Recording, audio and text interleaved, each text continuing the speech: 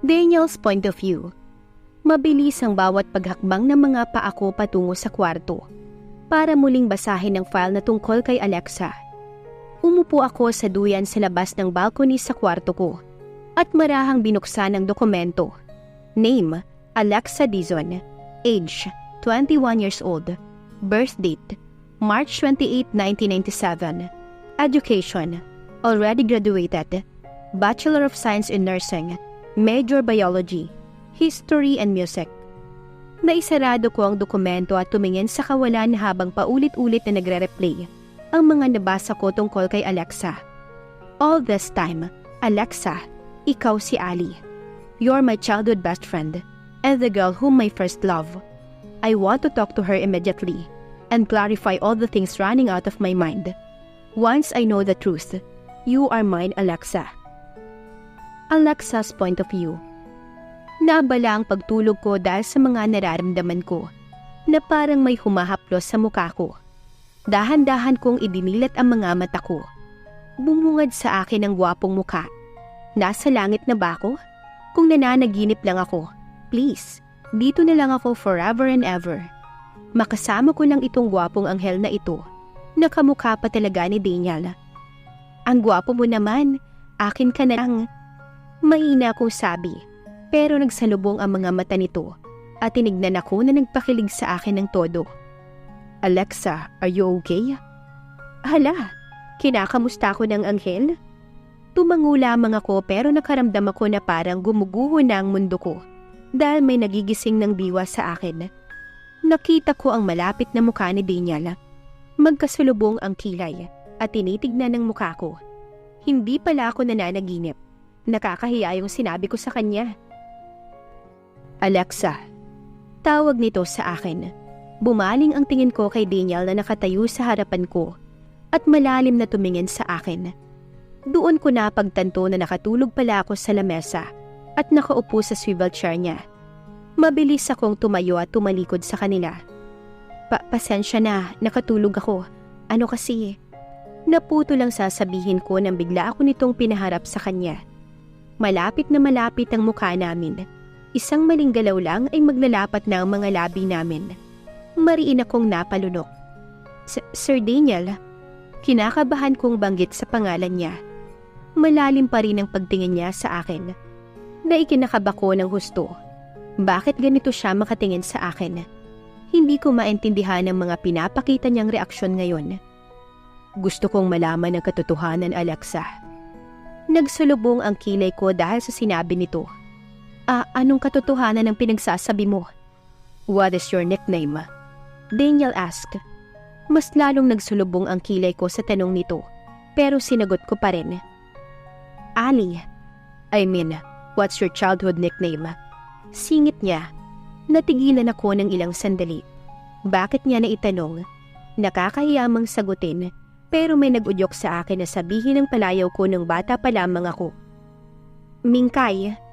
Sagot ko at binaba ang tingin ko.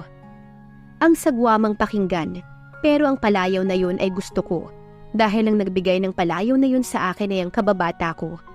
Hindi ko inaasahan ang sumunod na ginawa ni Daniel na ikinagulat ko ng lubos. He hugged me tightly. Mahigpit na mahigpit ang yakap nito na halos hindi na ako makahinga. Ano bang nangyayari sa kanya? Daniel, Pilit ko siyang itinutulak, ngunit mas lalo niya pang hinihigpitan ang yakap niya sa akin. Hinaplos niya ang buhok ko mula likuran. Kinurap-kurap ko ang mata ko at baka nananaginip na naman ako. Wow, ikaw nga. Ikaw nga si Mingkay ko. He happily said. Nagulat ako hindi dahil sa higpit ng yakap nito, kundi dahil sa pagsabi niya ng Mingkay ko. Sa pagkakaalam ko'y isang tao lang ang kayang tumawag sa akin ng ganun. Bumitaw na siya sa pagkakayakap, pero hindi pa ako nakakapag-ayos nang bigla nitong sakupin ang buong mukha ko, gamit ang malaking kamay niya. Nanlaki ang aking mata. He looked directly into my eyes. You are Mingkay. You are my long-lost childhood best friend. And now, I finally found you. Tila nabingi ako sa sinabi niya. Niyakap muli ako nito. Ako naman ay hindi pa rin makapaniwala sa mga nangyayari ngayon. Childhood best friend? Hindi kaya siya si McCoy? Bumitaw ako sa pagkakayakap at inangat ang tingin sa kanya. McCoy? Nakita ko ang pagkagulat ni Daniel, ngunit napalitan kaagad iyon ng ngiti. Oo, ako nga si McCoy, at ikaw naman ang mingkay ko. Hindi ko alam pero sariling gumalaw ang katawan ko at niyakap siyang muli. Narinig ko ang mahinang tawa nito. I'm so happy right now, he whispered. Dahan-dahan naman niyang iniangat ang mukha ko at malalim niya akong tinitigan. Hindi ko akalain na siya ang kababata ko na matagal ko nang hinahanap. Nakakatawang isipin na ang amo ko'y kababata ko. So that's why you really look familiar to me, Alexa. And I was right. You are Mingkay. Napangiti ako. Nararamdaman ko ang labis na kasiyahan habang sinasabi niya yon. Hindi ko siya namukhaan dahil malaki ang pinagbago ni McCoy at sa Daniel ngayon. From cute kid to handsome guy. Pero bakit bigla kang nag-iba? Bakit naging babaero ka? Tapos palagi kang nakasimangot at galit. Tapos, nanlaki ang mga mata ko nang lumapat ang labi niya sa akin. Natawa siya. Ang sunod na ginawa nito ay hinalika ng tungki ng ilong ko. Mabilis na uminit ang mga pisngi ko. Bakit masyado siyang masaya? Alam kong kahinaan mo. Halikan ka sa tungki ng ilong mo. And remember, nung umiiyak ka dahil natapon ko yung favorite ice cream mo. Pero nung hinalikan lang kita sa ilong ay tumigil ka sa pag-iyak at namula pa ng sobra-sobra. We both laugh as we remember those days. Hindi na ako magtataka na ito na nga si McCoy na kababata ko na mahilig akong paiyakin but at the same time ay sweet naman. Naaalala mo pa yon? Of course, Alexa. Hinding-hindi ko makakalimutan ang mga magagandang alaala natin. Naramdaman kong nag-init ang buong mukha ko dahil sa sinabi nito. Heart, magwala ka na. Ito na ang pagkakataon mo. Ani ko sa sarili. Kung gusto mong masagot ang mga katanungan mo, mas mabuting sa kwarto ko na lang tayo mag-usap. Wala pang abala. Tumango naman ako. Malakas akong napatili nang bigla niya akong binuhat pang kasal at nagsimula ng maglakad patungong kwarto niya. Ang lakas ng tibok ng puso ko nang makapasok na kami sa kwarto. Wala nang atrasan nito. Dahan-dahan niya akong ibinaba sa kama at umupo naman siya sa tabi ko. Magtanong ka na, sasagutin ko. Saan ni Daniel? Tinitigan ko lang siya dahil hindi pa rin ako makapaniwala na ito na si McCoy. Ibang-iba ang McCoy na nakilala ko noon kaysa ngayon. Hindi ko rin kasi alam ang buong pangalan ni McCoy noon. Kung titignan mo lang ako ng ganyan, Alexa, baka hindi ko mapigil ang sarili ko at may maganap. Nabalik ako sa wisyo dahil sa narinig. Umiwas ako ng tingin dahil nararamdaman kong nagiinit ang buong mukha ko dahil sa sinabi nito. Walang lumalabas na salita sa bibig ko. Pautal-utal rin akong magsalita dahil hindi ko alam kung anong sasabihin ko. Alexa, walang patutunguhan ng pag-uusap natin kung nauutal ka at nahihiya ka sa akin. Pinakalma ko muna ang sarili ko ng ilang minuto bago siya tinignan sa mata. Kamusta ka na? Si Tito at Tita. Tanong ko rito. Si Tito Migs at Tita Minda ay ang mga magulang ni Daniel. Hindi ko na sila nakita. Simula nung hindi na rin kami nagkita ni Daniel. Nakita ko naman na nag-iba ang mga kislap sa mga mata nito. Sorrow, sadness. Mom is gone and Dad is in the hospital. He had a congenital heart disease and is still in coma till now. Nagulat ako sa sinabi nito. Mom died because of sudden heart attack. Hindi niya sinabi sa amin na may sakit pala siya. Tsaka na lang namin nalaman ang sinabi ng doktor. And that time, sumuko na si Mom. Kaya naman wala nang ibang ginawa si Dad kundi uminom ng alak at magsigarilyo araw-araw. Kaya bumagsak na rin ang kumpanya na hawak nito. And I decided na ako munang mag-aasikaso. And luckily, nagtagumpay naman ako kasi bumalik ito sa mataas na rank. Patuloy pa rin akong nakikinig kay Daniel dahil gusto kong marinig ang lahat-lahat ng nangyari dito. Naalala mo ba yung hindi tayo nagkikita sa playground? Tumango ako at bumuntong hininga siya bago siya ulit nagsalita. Mom and Dad take me to the United States to finish my studies. Nakapagtapos nga ako ng pag-aaral bago ulit pumunta dito sa Pilipinas. Hinahanap kita, Alexa, pero palayo mo lang ang alam ko. Kaya kumuha pa ako ng agent sa isa sa mga kaibigan ko. Pag-aamin ni Daniel, my brows furrowed. Hinanap mo talaga ako?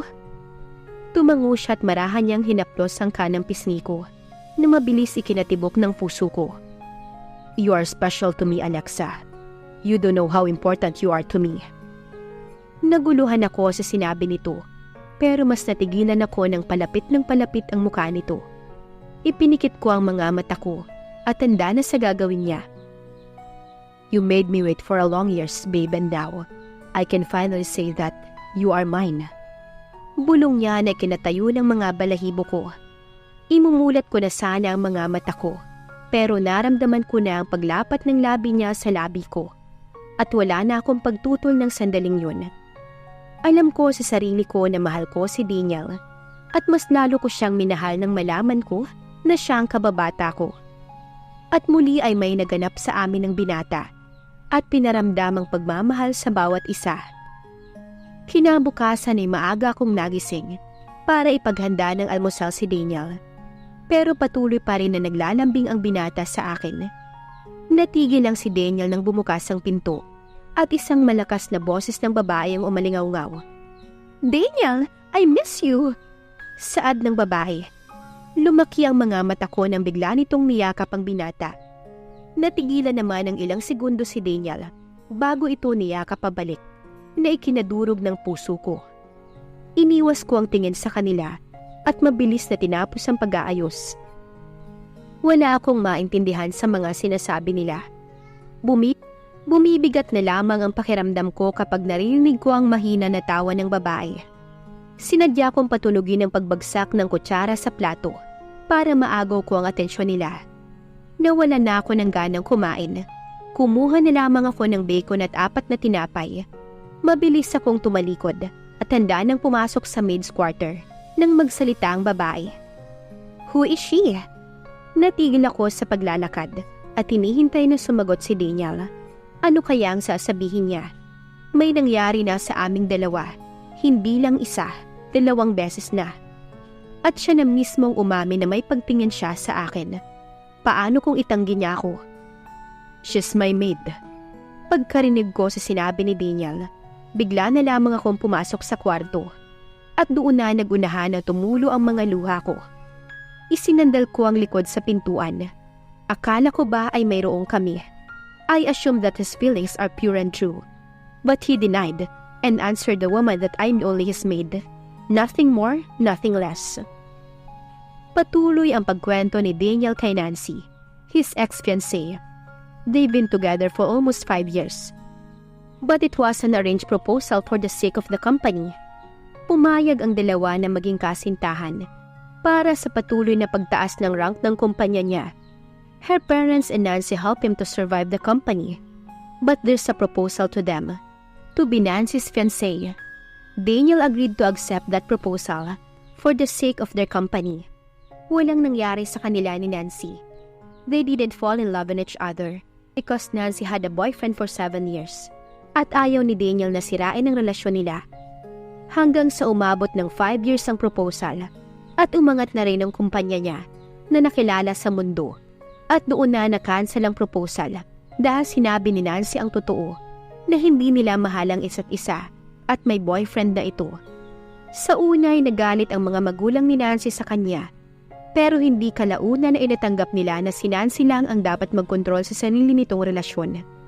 Kaya naman ipinaubayan na nila kaagad kay Daniel ang kumpanya at nagtagumpay ang binata. Who is she? Nancy asked. Tinignan ko si Alexa. Where is she going? Baka may kukunin lang sa kwarto niya. I looked at Nancy and smiled. She's my maid. Natigil ako sa pagsasalita nang marinig ko ang malakas na pagsara ng pinto. Nilingon ko muna ito bago kinausap muli si Nancy. But she's special to me. I like her, Nancy. She's nice and good. You better know her. Pagmamalaki pa ni Daniel, ngumiti ito at tumango-tango. And she's my childhood best friend. Dagdag ko. Nancy's eyes bulged in surprise. She is your childhood best friend? Hindi makapaniwalang tanong nito. I nod my head. Alam ni Nancy ang tungkol sa childhood best friend ko na hinahanap-hanap ko noon pa man. She knows that I really love Mingkay. Napakalit naman talaga ng mundo, no? Akalain mo nagtatrabaho siya bilang katulong mo. Pero yun pala siya ang childhood best friend mo na matagal mo nang gusto. Napainom ako ng tubig. Nancy clapped her hands while having a delight reaction on her face. It seems she's happy to know that I finally found my girl. Gusto ko na siyang maging kaibigan basta stay strong sa inyo. Saad pa ni Nancy. Tumangwa ko dahil tinatamad akong magsalita. I have to go, may date pa kami ni Brent. Hinatid ko siya hanggang sa labas ng gate at nagpaalam na rin. Hinintay kong makalabas ito sa gate ng village. Papasok na sana ako pero umangat ang tingin ko sa bintana ng maid's quarter. Kitang-kita ko ang ibang tingin ni Alexa sa akin. Malinaw kong nakita ang mga luha sa mga pisngi ng dalaga. Mabilis namang tinakpan ni Alexa ang kurtina, kaya wala akong sinayang na oras. I immediately ran inside of the house. Alam kong iba ang naging pagkakaintindi ni Alexa sa sinabi ko kay Nancy kanina, at gusto kong ipaliwanag dito ang lahat. Maging sila na kaya hanggang sa dulo ni na Alexa at Daniel, at dito na po nagtatapos ang kabanata ng ating kwento. Please like, share, subscribe for more updates. Maraming salamat po.